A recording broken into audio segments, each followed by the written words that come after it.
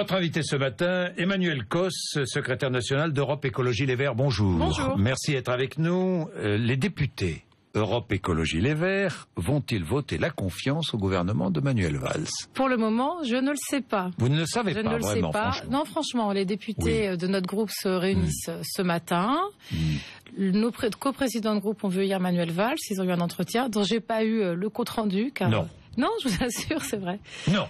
Mais non, c'est vrai. Vous n'allez pas me dire que vous n'avez pas de contact téléphonique, j'ai des au moins. contacts très souvent avec François Rugy, Barbara Pompili. Il se trouve que quand même j'étais très prise, j'étais dans des médias, donc je n'ai pas eu de contact direct.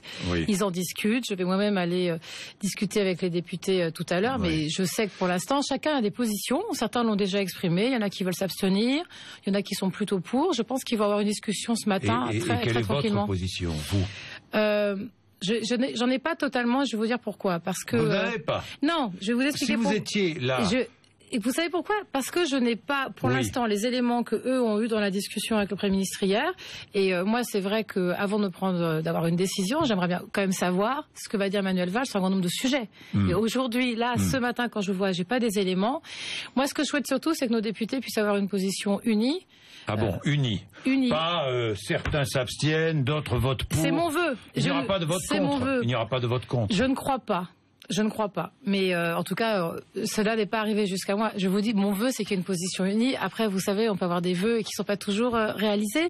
Mais pourquoi je dis ça? Parce que je souhaite que notre groupe parlementaire puisse avoir une position que les gens comprennent, y compris qu'elle soit exprimée solidement par l'ensemble du groupe. Donc 17 députés. Il faut que les 17 députés votent. Alors, je ne peux pas dire ça exactement parce que par exemple, dans nos 17 députés, et ça fait aussi notre richesse, vous savez, il y a des membres. Mais non, nous, on a un groupe vert et apparenté, et donc il y a 4 membres qui sont pas membres de notre parti, donc ils ont quand même aussi leur position, même s'ils s'inscrivent dans les valeurs du groupe, évidemment, mais c'est pas à moi de leur dire quoi penser. Donc vous souhaitez que tous les députés Europe Écologie Les Verts expriment le même vote, on est bien d'accord, que ce soit l'abstention ou le vote pour, il n'y aura pas de vote contre, ça je l'ai compris. En tout cas, personne ne m'a fait comprendre qu'il souhaitait faire ça pour le moment. Bon, effectivement. Mais je ne sais peut-être pas tout. Ne pas voter la confiance, c'est exprimer une défiance, non, Emmanuel Causse? Oui, et c'est surtout vouloir dire qu'on ne se sentirait pas dans cette majorité. Vous vous sentez dans la majorité? Oui, on se sent dans la majorité. Et y compris, c'est parce qu'on est dans cette majorité qu'à un moment, on n'a pas trouvé les moyens d'aller dans ce gouvernement parce qu'on ne la retrouve pas. Donc c'est pas l'idée de dire on est contre cette majorité présidentielle, on est dans une opposition. Vous êtes dans la majorité présidentielle. On est dans la majorité. Ah oui, très clairement. Très clairement, vous êtes dans la majorité présidentielle. Très clairement, et c'est aussi parce qu'on retrouve pas actuellement, et peut-être que je vais être démentie avec le discours de cet après-midi et les réformes qui vont être annoncées, mais pour le moment, on ne retrouve pas les éléments qui ont fait cette majorité présidentielle. Moi, je souhaite qu'on les retrouve. J'ai été très déçue par l'intervention du président de la République juste après les municipales. Je pensais qu'on enverrait des signes beaucoup plus forts à l'ensemble de ces électeurs qui ne sont pas du tout déplacés. Et c'est des électeurs de gauche qui ne se sont pas déplacés. Il faut dire les choses telles qu'elles sont. Et c'est vrai qu'en même temps, nous, si on a cette position d'écart par rapport à ce gouvernement, nous sommes dans la majorité présidentielle. Qu'attendez-vous de Manuel Valls cet après-midi, Emmanuel Causse? Moi, j'attends de lui qu'il puisse dresser pour le pays, pour les années qui viennent, un chemin, mais pas un chemin qui soit simplement il faut respecter les normes comptables et les pourcentages que nous impose l'Europe. Pourquoi je dis cela? Parce que on a mis le débat sur l'histoire de la dette publique, et c'est important de parler de la dette publique. Moi, je suis pas pour dire il faut filer la dette et on s'en fout. Je pense qu'il faut contrôler cette dette.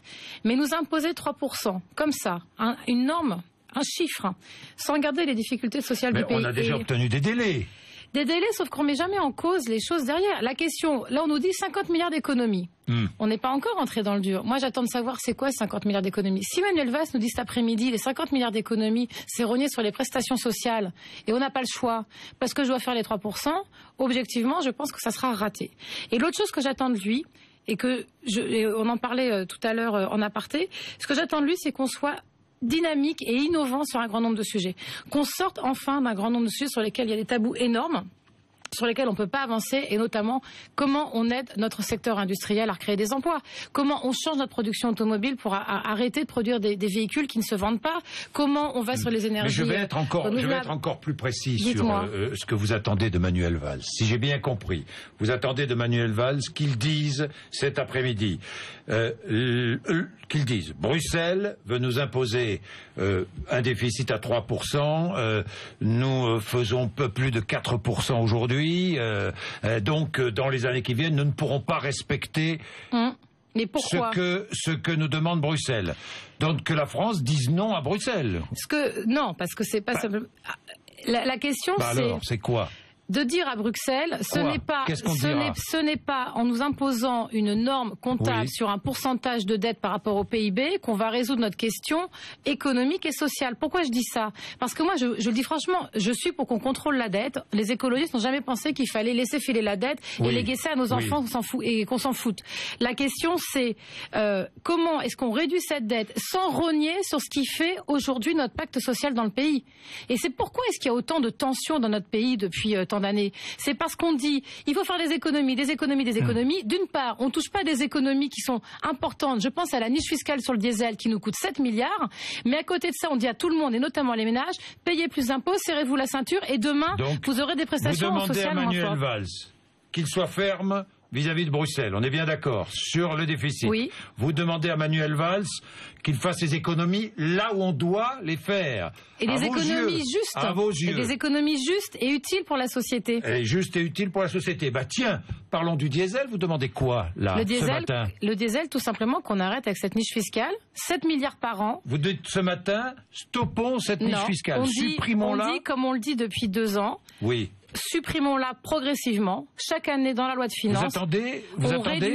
Qu'on réduit la subvention au diesel, et pour faire quelque chose de progressif. Il ne s'agit pas de dire d'un seul coup on enlève les 7 milliards qui sont mis dessus, mais qu'on réduise cette incitation fiscale qui fait qu'aujourd'hui le diesel est subventionné, il coûte moins cher parce que l'État y met 7 milliards, et j'espère, et en même temps, pour aussi sortir du diesel qui crée des choses sur la pollution et des dommages sur notre santé, qu'on aide les ménages d'une part à faire des travaux sur leur voiture pour qu'elles polluent moins, et que les ménages qui souhaitent se débarrasser d'un véhicule diesel polluant puissent avoir des aides, notamment fiscales ou des crédits spécifiques, pour pouvoir changer de véhicule. Donc ça, ce serait un signe fort pour vous. Ça serait un signe très fort, et qui n'est pas simplement un signe pour les écologistes. Ça serait un signe très fort pour l'ensemble des personnes qui, à chaque fois qu'il y a des pics de pollution, sont gênées, ont de la gêne respiratoire et vont consulter des médecins, et donc créent des dépenses de santé parce qu'il y a une pollution de l'air très forte. Imagine que Manuel Valls n'en parle pas.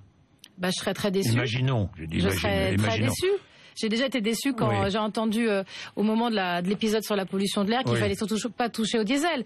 Vous savez, je pense que de constamment fermer ce dossier alors qu'il est sur la table depuis 20 ans, on fait juste qu'augmenter nos problèmes là-dessus et on n'avance pas. Et moi, là-dessus, je vais vous dire franchement, sur le diesel, ça fait très longtemps que les écologistes se battent dessus. Nous ne céderons rien, nous continuerons à faire de la pédagogie et nous continuerons à faire de la pression très forte sur le gouvernement, et y compris aussi sur Ségolène Royal qui a évidemment un poids sur ce dossier. Vous l'avez entendu, Ségolène Royal? Remise à plat de l'écotaxe. Oui. Absolument. Vous avez compris quoi? J'ai pas tout compris, parce qu'après elle parlait des particuliers, et l'écotaxe ne pèse pas sur les particuliers, donc j'ai pas tout compris. Moi, ce que j'espère sur la taxe poids lourd, parce que j'en ai assez qu'on parle d'une écotaxe, c'est une taxe poids lourd, c'est qu'on la mette en œuvre. Il faut revoir le système de partenariat public-privé qui était vu avec Ecomove, qui objectivement ne fonctionne pas. Mais cette taxe poids lourd, elle permettait 2 choses. D'une part, de dire on arrête, par exemple, d'envoyer des poulets produits en Bretagne en Allemagne, donc on met sur les routes uniquement parce qu'en Allemagne, il y a des bas salaires qui coûtent moins cher pour l'abattage. On arrête aussi de permettre à des camions de contourner par la France des zones en Allemagne qui, elles, ont une taxe poids lourd. Et c'est aujourd'hui l'Alsace qui vit extrêmement mal cet abandon cette suspension de la taxe poids lourd, parce que tous les camions se tournent vers elle. Et surtout, la taxe poids lourd, elle permet chaque jour de récupérer de l'argent de manière importante, qui a 2 objectifs. Permettre la réfection des routes, et on en a besoin dans notre pays, et développer des programmes de transport public. Et vous avez remarqué, depuis qu'on a abandonné la taxe poids lourd, au début personne n'a rien dit, on a dit oui, c'est très bien, et après tous les présidents de région ont dit on n'a plus d'argent pour faire aucune des lignes de TER qu'on devait faire. Mais c'est pas vrai? C'est vrai. C'est-à-dire que la suspension de la taxe poids lourd, personne ne l'a dit à part les écologistes au moment où ça a été décidé, ça enlève l'ensemble de l'argent. C'est une écologie punitive. Ce n'est pas une écologie punitive, ça permet de dire, de sortir les camions qui polluent de nos villes et de nos routes. Les coûts de transport seront plus chers. Ce sera répercuté sur les clients. Ce n'est pas vrai, parce qu'au contraire, ça maintient en plus l'emploi local. Si aujourd'hui, vous aviez une taxe poids lourd, est-ce qu'il serait toujours intéressant, même si aujourd'hui le sujet n'est plus le cas, que les productions de GAD en Bretagne soient abattues en Allemagne S'il y avait cette taxe poids lourd, puisqu'elle existe en Allemagne, si elle était également en France, est-ce qu'il est normal que, par absence de courage politique, on permette ces pratiques-là qui, en fait, faire de la concurrence entre différents pays Si Manuel Valls ne vous annonce pas, je sais pas moi, le rétablissement de l'écotaxe, ça vous attendez, hein? On l'attend, oui, bien sûr. Cette taxe poids lourd, un effort sur le diesel, qu'est-ce que vous attendez encore en matière écologique? Une loi sur la transition énergétique qui soit dans le calendrier. C'est quoi? C'est une fiscalité allégée? Non, la loi sur la transition énergétique, c'est une loi qui acte une promesse présidentielle, redite 6 fois. Vous l'attendez pour quand, cette loi? Juin. Pour juin? Pour juin. Et ce n'est pas parce que le gouvernement a changé que le calendrier doit être changé. Cette loi, elle doit acter d'une part la réduction de la part du nucléaire et un développement massif des énergies renouvelables. Nous sommes un des rares pays en Europe qui peut faire du solaire, de la géothermie, de l'hydraulique, de l'éolien, et nous sommes un des rares pays qui est totalement en retard. Même le Portugal fait mieux que nous. Donc des aides fiscales pour encourager ces énergies. C'est aussi dire à une filière qui attend des décisions, une aide technique. Il y a beaucoup de problèmes sur la simplification administrative. Ça fait beaucoup de choses, hein, et bien entendu. Je résume. 1, on met fin aux aides diesel. 2, on crée une taxe poids lourd. On crée 3, pas. on remet une taxe. Bon. D'accord. 3, il faut absolument cette loi avant le mois de juin sur la transition énergétique écologique. On rediscute des 50 milliards d'économies. On rediscute des 50 milliards d'économies. Mais alors on les fait où, ces économies? En dehors de la taxe diesel. Déjà, est-ce qu'il faut les faire à cette hauteur-là? C'est quoi le calendrier? Et comment? Et comment?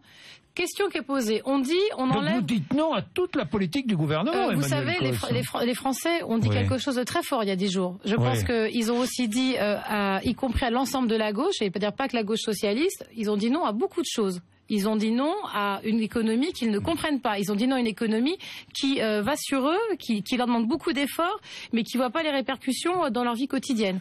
Donc c'est tout ça. Je vous rappelle aussi que l'augmentation de la TVA, parce qu'on n'en parle plus du tout, qui a été décidée il y a 1 an, elle est effective depuis janvier 2014.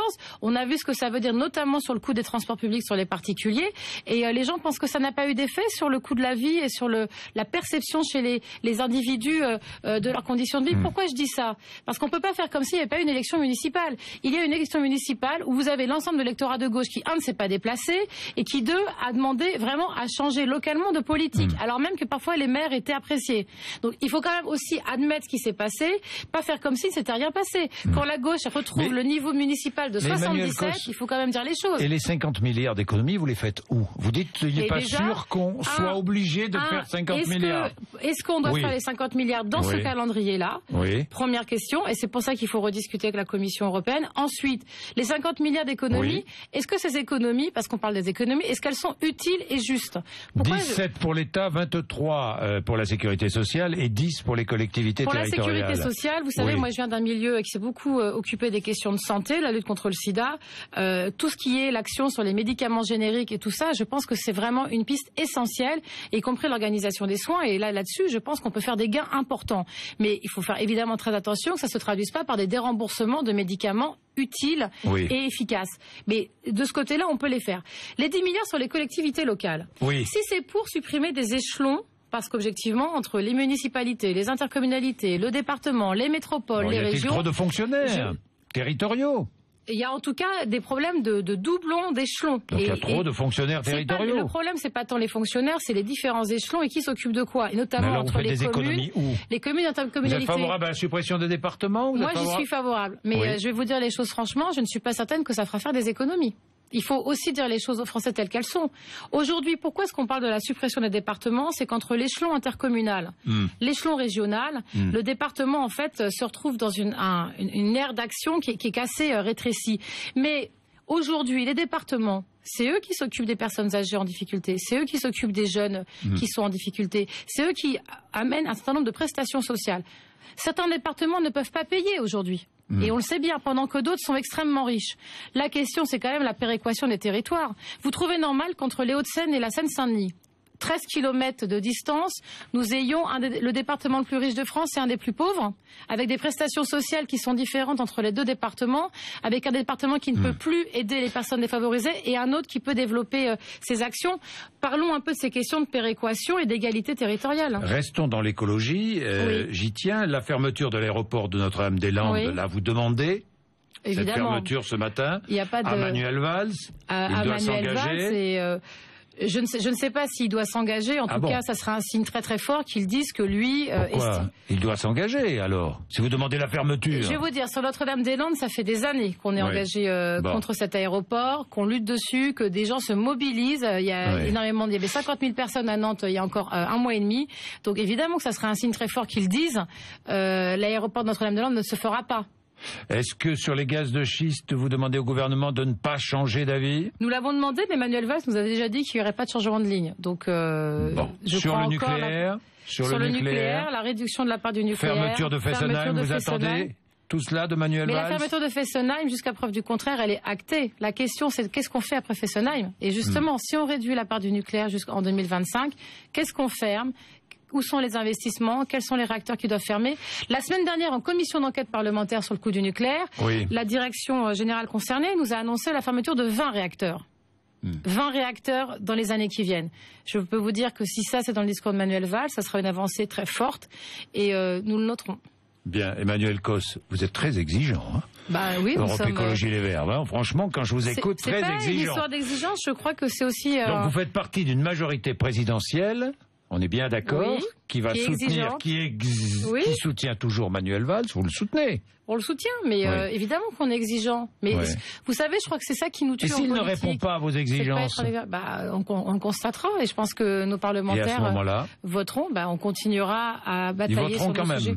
Je ne sais pas, je vais aller à leur réunion, je ne sais pas ce qu'ils vont en faire, mais l'exigence, elle est normale. Vous savez, je pense que si, y compris les socialistes, avaient été plus exigeants... Vous êtes exigeant avant et vous votez après? Non, on est exigeant tout le temps. Et je vous rappelle que c'est d'ailleurs ce qu'on nous reprochait, c'est d'être tout le temps exigeant dans l'ancien gouvernement Ayrault. Sauf que je pense que si tout le monde avait été exigeant dans ce gouvernement, y compris en demandant à François Hollande des précisions, peut-être qu'il ne serait pas passé le résultat au municipal.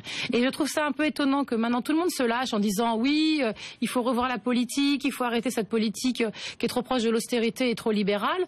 Où est-ce qu'ils étaient il y a 6 mois? Ils étaient où il y a 6 mois? On a fait cette majorité ensemble.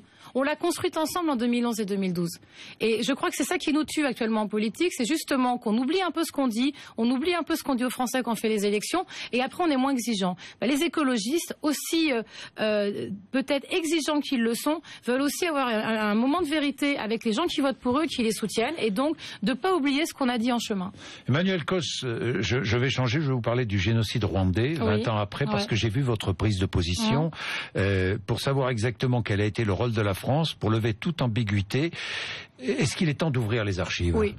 Moi, je le dis très franchement, et je ne sais pas, je n'ai pas de point de vue sur le rôle de lever les secrets défense. Il faut les lever. On est 20 ans après un génocide qui a coûté la vie à 800 000 personnes. 800 000 personnes qui ont été tuées en 100 jours. La violence de ce génocide, pour avoir beaucoup lu sur ce génocide, est vraiment extrêmement forte. Enfin, c'est un génocide. Vous demandez donc Oui, parce que je crois que la France, cette démocratie, elle doit. C'est un honneur pour elle de lever ses archives et de faire la vérité, quel que soit le résultat. Assumons que ces archives montrent qu'on a une implication ou que l'on n'en est pas. Il n'est pas normal qu'aujourd'hui, un chef de l'État, Paul Kagame, puisse impliquer la France en disant qu'elle est impliquée dans ce génocide rwandais et que qu'elle est coupable et que nous ayons juste un silence de façade. On doit ça au génocide. C'est une erreur de ne pas avoir envoyé Christiane Taubira. Moi, je trouve que déserter la place, c'est mauvais. Mais le problème, c'est que il faudrait pouvoir envoyer quelqu'un qui dise on lève les archives, on fait la vérité et on fait une commission d'enquête, notamment parlementaire, qui a tous les moyens d'enquête. Ce qui n'était pas le cas quand il y en a eu une à la fin des années 90. On doit ça aux victimes de génocide. Merci Emmanuel Cos, 8h55.